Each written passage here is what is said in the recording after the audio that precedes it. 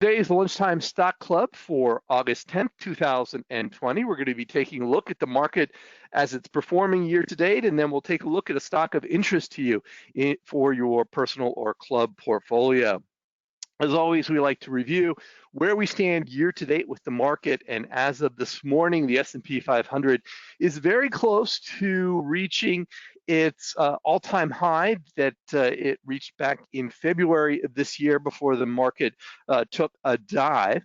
Year to date, as of early this morning, the S&P 500 was up 4% for the year.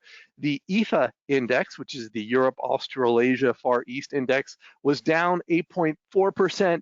And the S&P SmallCap 600 index was down 10.7% for the year. So you can see the markets have been clawing their way back from the declines in late March.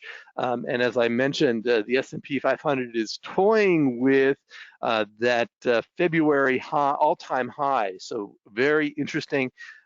All sorts of records being set in this year, one of the shortest bear markets, one of the biggest market declines we've seen in some time, and the subsequent recovery. So all sorts of insanity. If you look behind the numbers a little bit, the S&P 500 PE ratio is climbing upwards, and that's to be expected. The market is still performing well, but earnings are dropping, so the PE ratio is climbing just under 29 based on estimated trailing 12-month earnings for the S&P 500, and you can see that is very high relative to much of the history prior to the 1990s, and that just indicates, we'll talk a little bit more about an assessment of the PE ratio of the market and how investors still remain wedded to common stocks.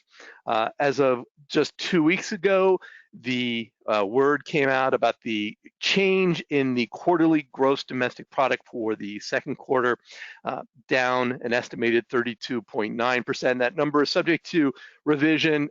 It was really no surprise, perhaps better than some had expected, but you can see relative to the 2008 recession that we had, just how severe that 32% drop is in the gross domestic product. It's no surprise, everyone's been operating under the assumption that the recession had begun, even though we'd only officially seen one down quarter in the US GDP. And this is the graph going back to 1995, and you can see we've had periodic declines in GDP, but they haven't been sustained for more than 2 quarters, which is the definition of a recession. So this is pretty significant. We've also seen unemployment numbers coming in, perhaps a little better at the end of last week than some had expected, but still there are a lot of people out of work, and there are concerns that the economic impact has yet to be fully felt. Stimulus has propped up the consumers and American citizens and workers in the second quarter until that another stimulus package happens. We're still going to continue to see plenty of weakness as the pandemic's effects continue to grab hold and hold fast to many regions of the United States. Just to give you some perspective, these are the top 10 worst quarters for real US gross domestic product. And these quarters, if you look at the top, are all from the 20s, 30s, or 40s. So not since 1946 have we seen a quarter as bad as this one. So this is pretty significant, pretty historic, and pretty terrible. Of course, what's different about those quarters is the Fed's policy of intervention, which has significantly changed even since the 1970s. And so back in the 20s and 30s and 40s, we didn't have a lot of social nets catching and helping and aiding the economy like we do today. The government is much more likely to step in and keep as much of the economy going as possible.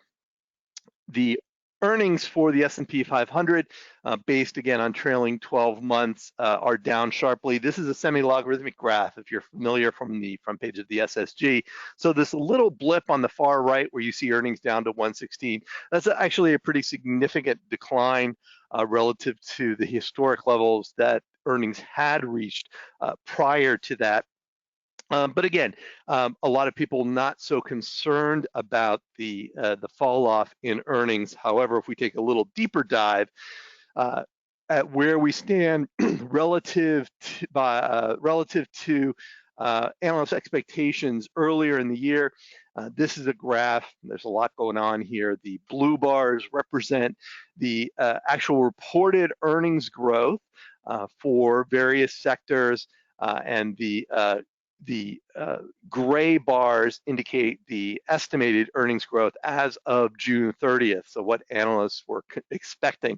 So by and large, you can see that many of the blue bars are less bad or better than the expectation of analysts as of June 30th, but certain sectors such as financials and energy on the far right are performing even worse than had been expected. And while we do see some positives from utilities and the healthcare segment, information technology standing firm with a 0.1% gain, everything else showing negative quarter-over-quarter growth. And the blended earnings decline, according to FactSet, is minus 33.8%, which they say is the worst quarter since the first quarter of 2009, the last time we were experiencing any sort of recession in the United States. That blended earnings is the combination of companies that have reported and estimates of what's expected from companies that haven't reported. So that number is subject to change as more and more quarters report out what their results are for this second quarter ended June 30th. The all in all, as you can imagine, the consensus on January 1st for the S&P 500 earnings was 178. The current consensus is 128. According to Goldman Sachs, the potential downside would be $70. And their baseline is 110. If you recall the graph a couple of slides ago, the trailing 12-month earnings estimate is now around 115, just to give you some perspective of where we stand. So there's a lot of uncertainty that remains in the market, and there's a lot of uncertainty about the time frame of recovering. On the right side of this graph, we see the consensus for 2021 that was 196 as of the start of this year. Now that consensus is down to 165, which would indicate that there's a lot of optimism that by once we reach 2021, some point early in the year, we'd have the significant recovery of the US economy. And I've been on record as stating that I don't expect a full recovery to come until perhaps the second quarter of 2021. So really 4 quarters away before we would start to see a significant uptick. That's my take on the depth and breadth of the recession that I'm expecting to see. For what it's worth, again, that's just my particular opinion. The Economist at the end of last week published an article, "The Trouble with TINA. America's stock markets are flying high, its companies still aren't." TINA is the acronym given to the phrase, "there is no alternative to stocks." And this is what's been largely driving the market in the last few years, as bond yields have declined and bond prices have been exceptionally variable. Dividends are not generating the amount of yield that a lot of investors would work. Savings accounts, bank accounts are not providing any sort of return. So anyone who's got any sort of cash at all that they want to have working for them is pushed towards the stock market. That lifts the broad base of investment in the market and has helped it to remain firm over the last few years, relatively speaking.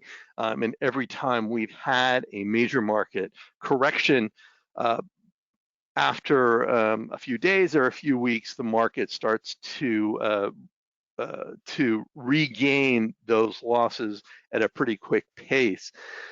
The Economist says that calls this latest earnings season the weirdest in living memory, which I thought was really interesting. Their assessment is that quarterly sales fell by an average of 10% year on year at S&P 500 companies, which reported by the end of July. Some industries suffered a bigger hit than that, of course. Revenues plunged by half at energy firms, a third for producers of durable goods and other non-staples, and by nearly as much as industrial firms. Second quarter earnings for S&P 500 companies were down by about 35% year on year. For those in the Russell 2000 index, they nearly evaporated entirely. The conference board concludes that a return to pre-coronavirus revenues is at least a year or more down the road, and that risk and volatility will remain high for the foreseeable future. So there's a link there. You can click that in the handout and get a sense of some further assessment. My takeaway is that we need to remain cautious. Again, I would agree with that conference board assessment that recovery is probably a year away. It's going to take a lot of rebuilding, and there are going to be some sectors that even once the pandemic seems to resolve are going to be problematic. The travel entertainment industries, it's not at all clear that we have any sort of pathway as to when people might start traveling again, when we might reach 2019 levels of people going out to eat, people going to the movies, people traveling by airplanes, people staying in hotels, taking extended vacations.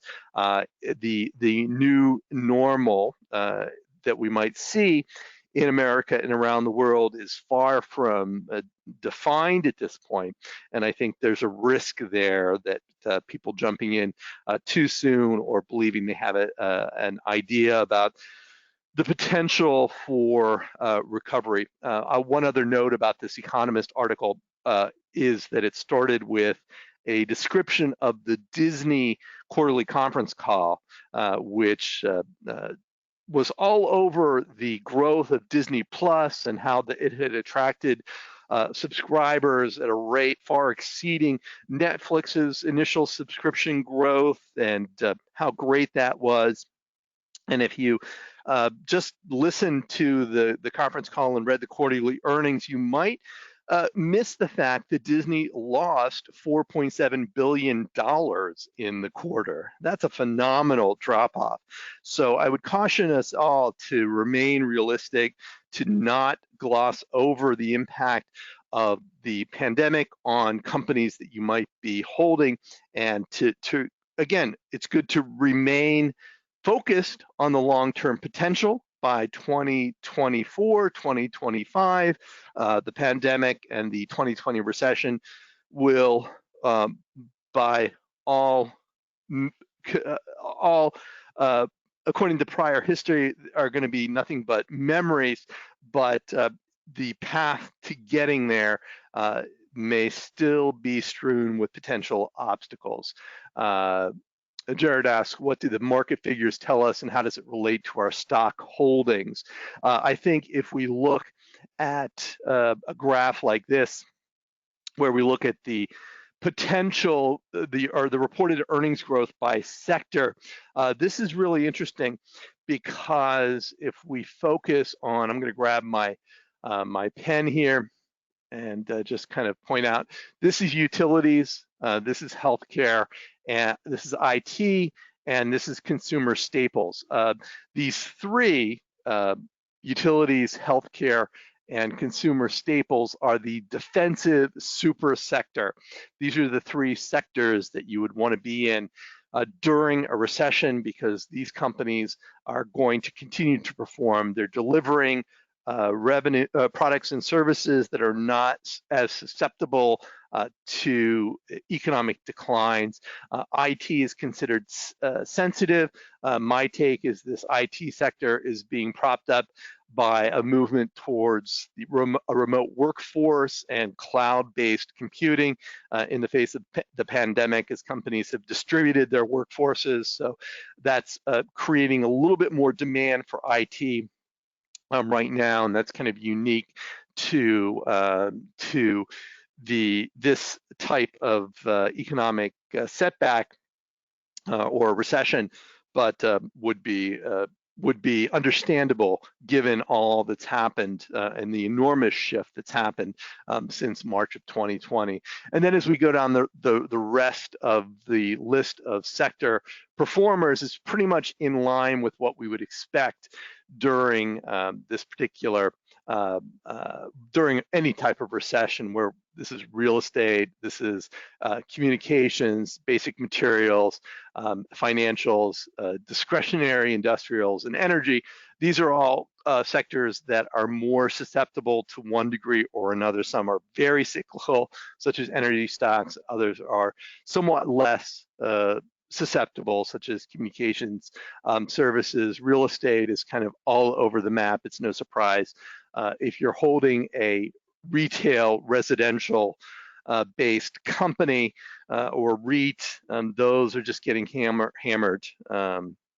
Retail REIT, residential, some of them are holding their own. There are concerns, however, now into the third quarter that we're going to see a lot more people being unable to pay the rent. They've been keeping up with it so far, but as the strain continues on individuals and families, we might start to see more people not being able to afford their rent into the third quarter. So this is the my takeaway. I've talked about this in a lot of recent webinars as well. I think, I've been on record doing webinars and presenting classes about investing for the coming recession, preparing for bull markets, and focusing on the super sector, the defensive super sector, which is made up of utilities, healthcare, and consumer defensive or consumer staple stocks. So as we look at the actual performance of them in a recession, I think that's helping to validate that viewpoint. I don't think it's too late if there are opportunities in the healthcare sector. There are opportunities in consumer defensive stocks, which includes groceries, drugstores, and discount stores. Companies like Ollie's and Five Below and Dollar General have been performing very well during the recession. Since the economic setback, since the pandemic. A lot of them are pricey at this point, but they're good companies to keep on your radar screen.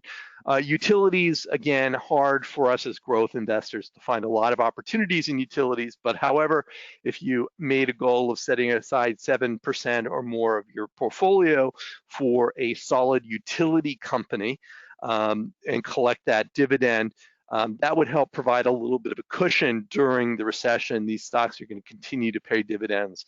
They're going to continue to perform relatively well because of the regulation of their rates, which isn't, and the consumption is just not as driven by economic trends.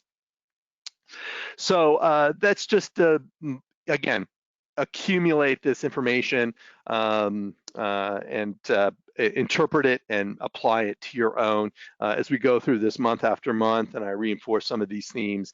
Perhaps that will assist you as you go through it. Al mentions that he's heard about a new sector called communication services. If true, when will this start showing up on charts, et cetera? Well, S&P 500 calls their sector communication services. I think the idea was that in the past, communications really meant transmission, and today communications is much more about wireless-based services, for instance. So it's not so much about the operation of the lines and the per transaction cost, but the service of subscribing to subscription-based mobile phone, cell phone. Your Verizon Wireless, your AT&T, your T-Mobile. So I think, again, sectors shift over time, and so we see sectors become realigned. It's only been a couple of years that real estate has been its own sector in the S&P 500. Before that, it was part of financials. So the fact that it was split off really seemed to help understand the differences between, a Visa or MasterCard or American Express or Bank of America compared to a REIT that invest in malls. I mean, they're not really REITs are not really financial stocks in the same sense. So it makes a lot of sense to see that evolution.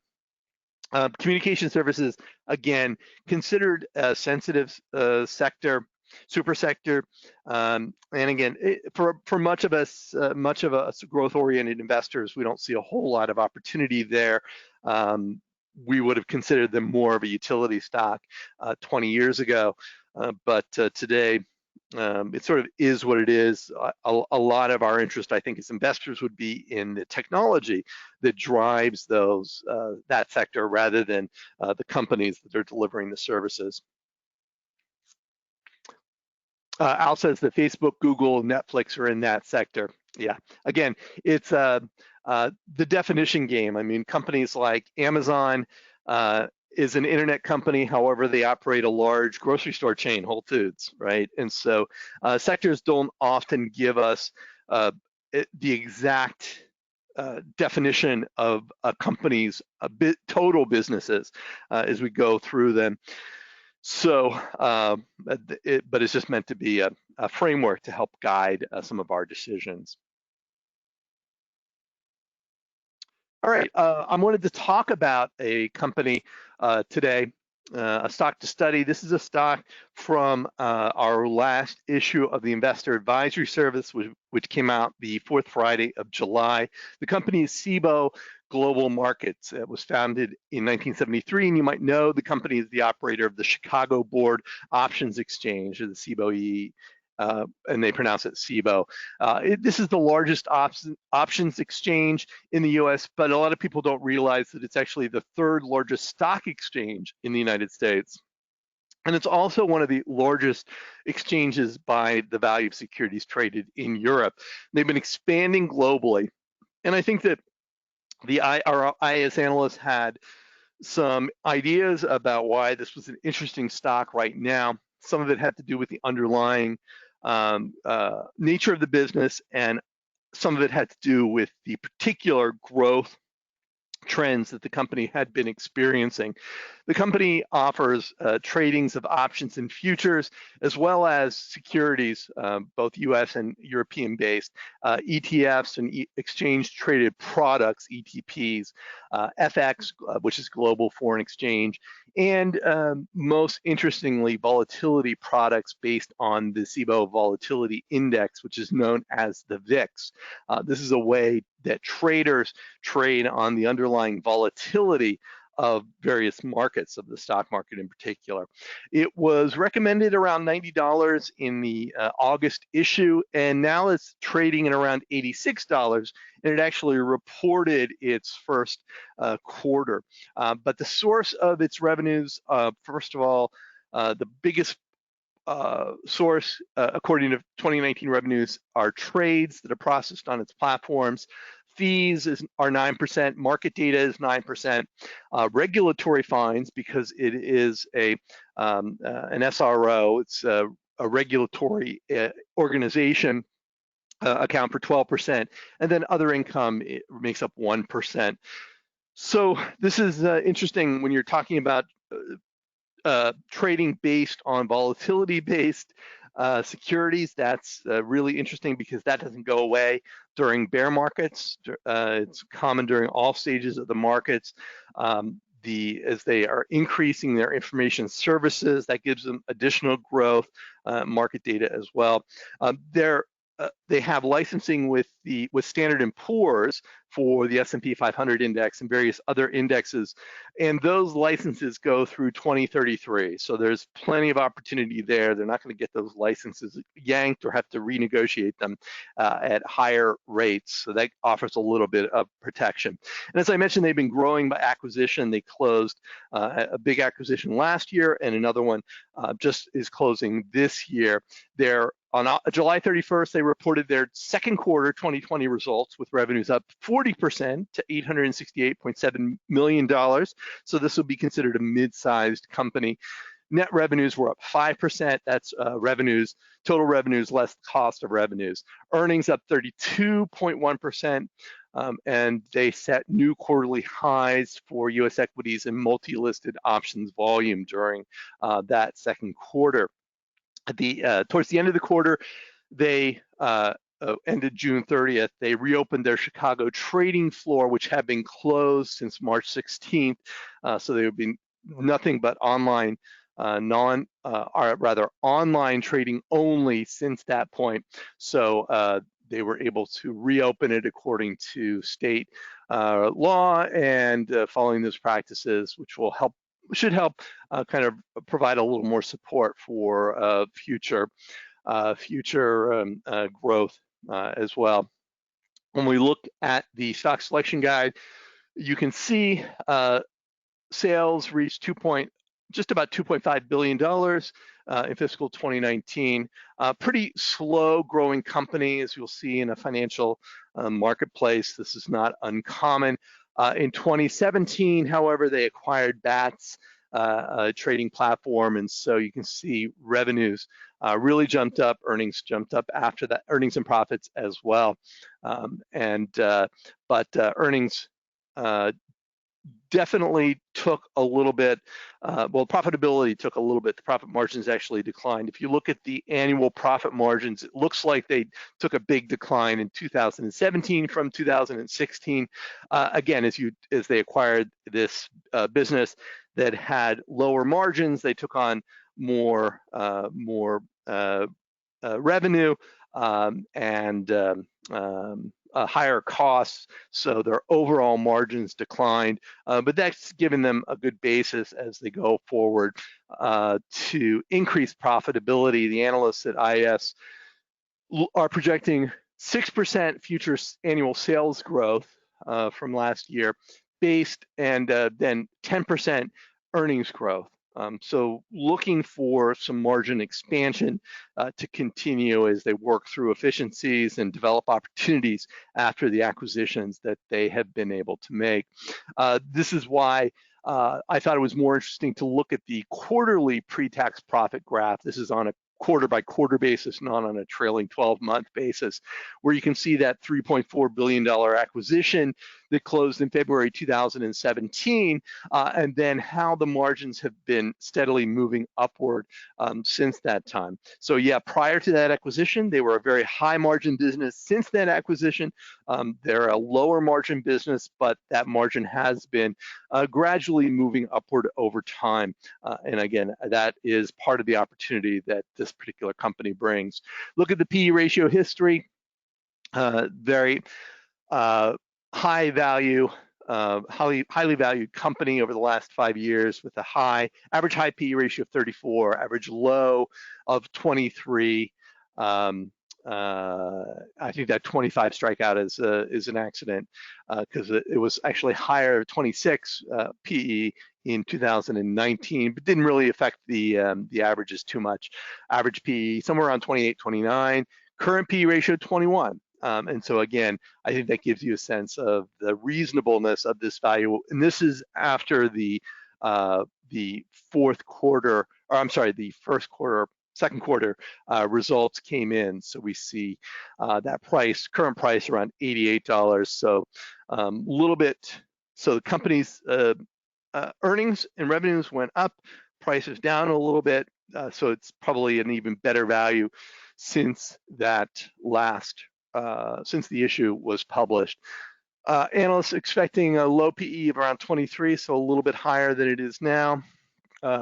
Low price could be 72, but high price could reach $201, which gives you about a 7-to-1 upside downside ratio from the current price of 88. On a total return perspective, there is a little yield. It's paying about 1.6% right now, and that added to the capital appreciation could deliver about a 19% annualized total return. So small company, this is not typically a sector or industry that provides a lot of growth opportunities, but when the value is there, it can make a whole lot of sense. We wouldn't expect this company again to see massive revenue or earnings drop-offs, all other things being equal. And they have been buying back shares, so they've got cash. So it seems like a really interesting idea if you're looking for financial exposure in your portfolio. This might be a kind of a company that you might take a look at as opposed to a major national bank, which may have some struggles as we work through a couple of quarters of declining economic growth or before we see a full-blown recovery. So that's my stock to study. Take a look. As always, do your own analysis, your own research, and see what you think. If you have any other questions, let me know. Otherwise, we will wrap it up. Bonnie asks, is there any idea why the price is a little lower now for CBOE than it was before earnings came out? Again, I don't think there's any easy answer to that question. Again, the results seem to be pretty solid for my interpretation of them. It didn't seem like there was any expectation that was much higher than that. I mean, to see a 40% earnings increase, adjusted earnings were also in line with what you would expect or what analysts expected for the company. So I think it's just a matter of kind of a topsy-turvy market and perhaps a little profit taking as investors decided to exit positions they might have held before the earnings result. But all in all, fundamentally, it still looks like a pretty solid opportunity in my perspective. Eric asks if we have ever looked at Miller Industries, ticker MLR, a small company that manufactures tow trucks. Yes, we cover that in the SmallCap Informer, so we've recommended it at least twice. Once our initial recommendation a couple of years ago, and then we picked up on it again, I think last year. So yeah, they make tow trucks, big tow trucks, that are used for not just towing individual vehicles, but also towing, semi trucks and trailers and large equipment. Again, during a recession, it's not necessarily an industry that I would go to, but I still think it's a very well-run business and has plenty of growth opportunities ahead. So, yep, I would definitely say take a look at that. Ticker is MLR. Take a look and see what you think. Well, with that, I've got a lineup of online events. All my in-person events, at least through December, have been converted to online events. This weekend, I'll be speaking for the Better Investing Central Pennsylvania chapter, mid-October for the Better Investing Dallas chapter, and then on November 10th, I'll be participating in the Better Investing Puget Sound Investor Education Conference. That's a weeknight, Tuesday night, I believe, for my presentation there. And then back in December in the Philadelphia chapter, and then the eMoney show. And there's another eMoney show in there in September that's been slotted in as they realign their money show schedule. We've been doing a lot more online events as they've canceled all their in-person events for the rest of the year.